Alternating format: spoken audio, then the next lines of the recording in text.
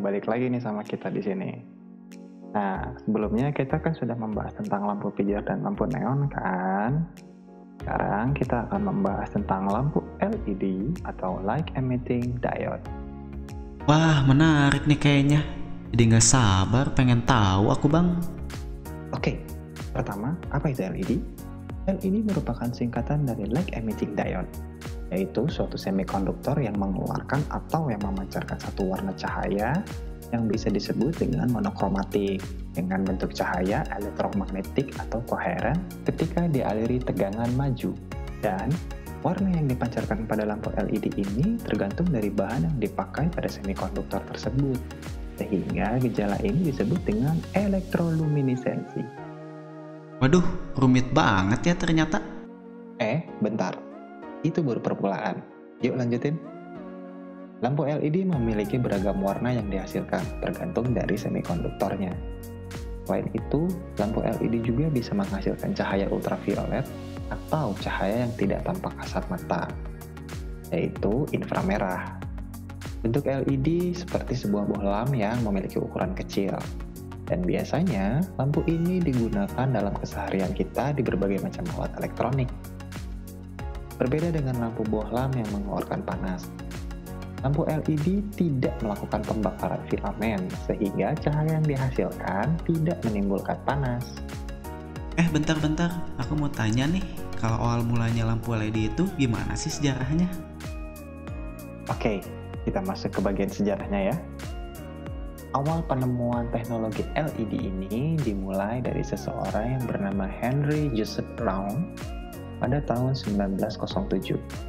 Ia menemukan bahan anorganik yang dapat menyala ketika dialiri dengan arus listrik. Nah, pada tahun 1921, seorang ilmuwan fisika Rusia yang bernama Oleg Glasov yang menemukan putaran efek dari emisi cahaya, hingga pada tahun 1947 ia bisa menjelaskan perihal penemuan dan memprakteknya loh. Lalu, di tahun 1951 dikembangkan sebuah transistor dalam semikonduktor. Dan pada tahun 1962, Nikolonyak mengembangkan luminescence merah pada dioda tipe GaAsP. Pada tahun inilah merupakan awal karirnya berteknologi LED. Di tahun 1971, lampu LED dikembangkan dengan beragam warna seperti orange, hijau, dan kuning. Selain itu, kinerja LED ini semakin maju.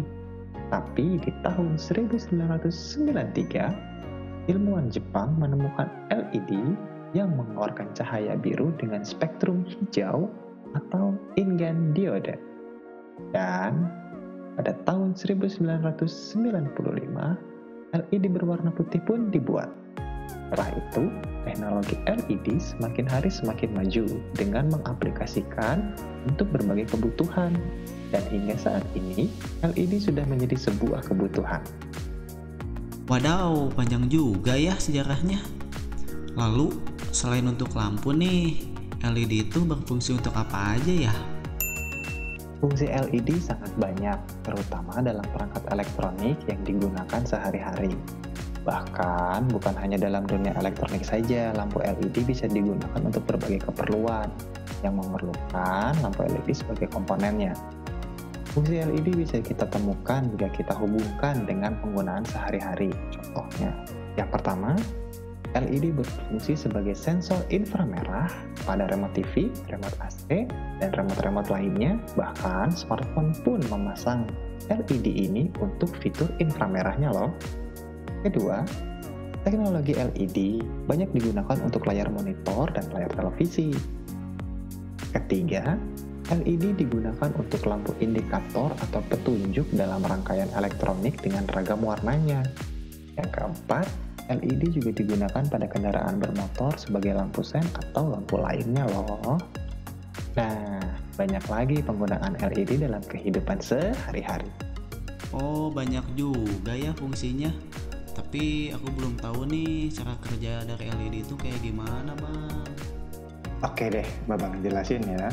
Karena LED atau light emitting diode merupakan keluarga dari dioda yang terbuat dari semikonduktor, maka cara kerja LED ini hampir sama dengan dioda lainnya yang menggunakan dua kutub, yaitu anoda dan katoda.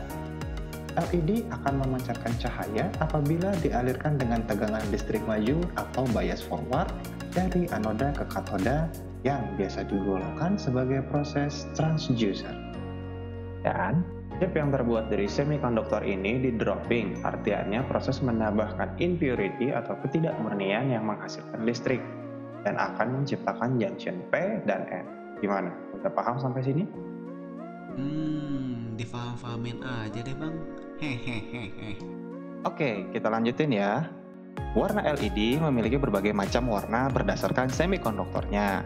Yang ada saat ini bisa digunakan antara lain warna merah, warna hijau, warna biru, warna kuning, warna jingga, atau warna inframerah. Nah, warna-warna tersebut berbeda berdasarkan bahan panjang gelombang atau wavelength dan senyawa semikonduktor yang digunakan.